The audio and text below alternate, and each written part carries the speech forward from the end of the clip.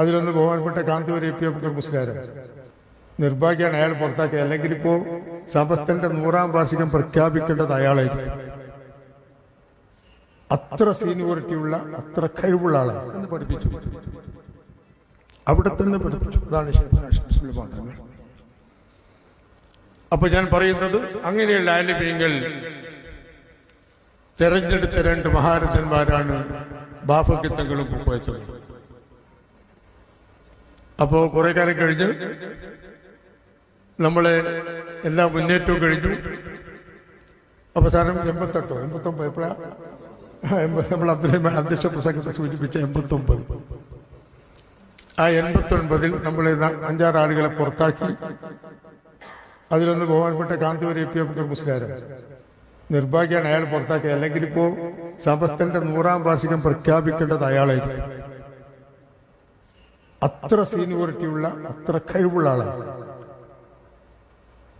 അത്ര സീനിയോറിറ്റി സമസ്തയിൽ പാരമ്പര്യം,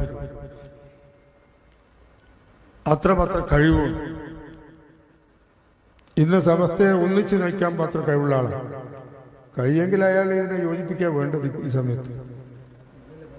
ശൈഖുനാ ശംസുൽ ഉലമ ആഗ്രഹിച്ചിരുന്നല്ലോ യോജിപ്പിക്കും. ശംസുൽ ഉലമ ആഗ്രഹിച്ചിരുന്നു. ഞാൻ ചന്ദ്രികയിൽ എഴുതിയിട്ടില്ലേ? ശൈഖുനാന്റെ വഫാത്തിന് ശേഷം കാന്തപുരത്തിന്റെ പുസ്തകത്തിലുണ്ട്, കാന്തപുരം എഴുതിയിട്ടുണ്ട്.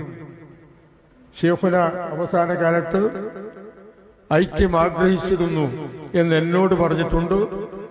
ഈ കാര്യം ശൈഖുനയുടെ വഫാത്തിന് ശേഷം ചന്ദ്രയിൽ അബ്ദുറഹ്മാൻ കല്ലായി എഴുതിയിട്ടുണ്ട് എന്ന് കാന്തപുരത്തിന്റെ പുസ്തകത്തിൽ, അയാൾ സ്വയം ജീവചരിത്രം എഴുതിയിട്ടില്ല, ആ പുസ്തകത്തിൽ. അപ്പൊ ഞാൻ പറയുന്നു, ഇപ്പൊ ജാഥയൊക്കെ നടത്തിയല്ലോ, 2 ജാഥ കഴിഞ്ഞു. അപ്പൊ ഞാൻ പറയുന്നത്, അവരെ പുറത്താക്കി. അവർ നമുക്കെതിരെ വെല്ലുവിളി ഉയർത്തി. SYSന്റെ സമ്മേളനം പ്രഖ്യാപിച്ചു എറണാകുളത്ത്. നാട്ടിക മുസ്ലിയാർ മറ്റൊരു സമ്മേളനം തൃശ്ശൂരിൽ പ്രഖ്യാപിച്ചു.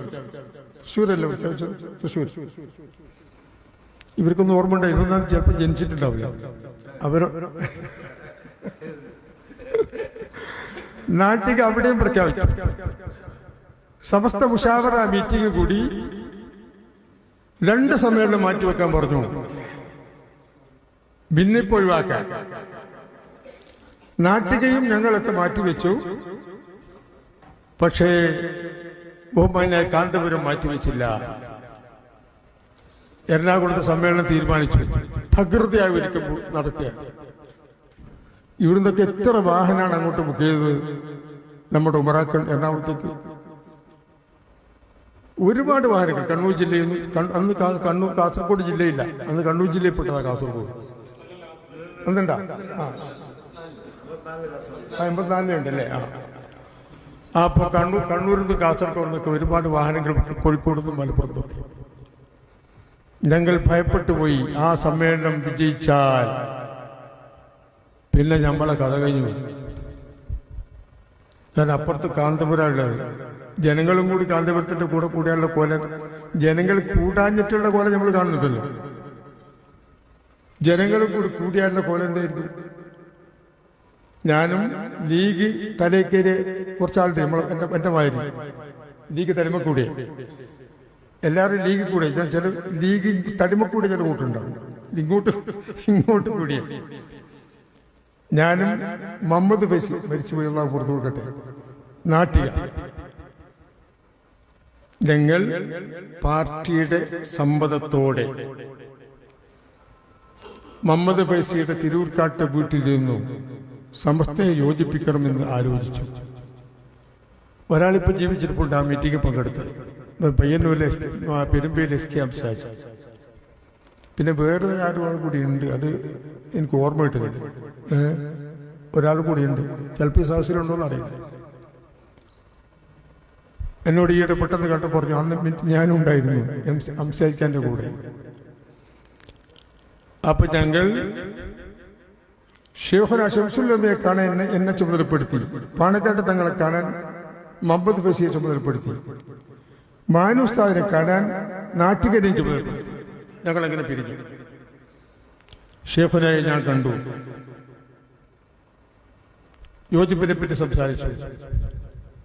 അപ്പൊ എന്നോട് പറഞ്ഞൊരു വാക്കുണ്ട്, എല്ലാം കേട്ടതിന് ശേഷം ഓക്കെ ഞാൻ സമ്മതിക്കുന്നു, പക്ഷെ എനിക്കിതിനൊക്കെ വയ്യ, ക്ഷീണിതനാണ്, നീ പാണക്കാട്ടേക്ക് പോയിക്കോളൂ. അവരെ ഒഴിച്ചു നിർത്തി ഒരു ചർച്ചയും വേണ്ട, അവരെ ഒഴിച്ചു നിർത്തി ഒരു ചർച്ചയും. ആ പറഞ്ഞൊരു വാക്കിന് അടിവരയാണ്. എത്ര വർഷം മുമ്പായി പറയുന്നത്? 10-35 വർഷം മുമ്പ്. പാണക്കാട്ട് സാദാത്തുകളെ ഒഴിച്ചു നിർത്തി ഒരു ചർച്ചയും വേണ്ട, അവർ തീരുമാനിക്കട്ടെ.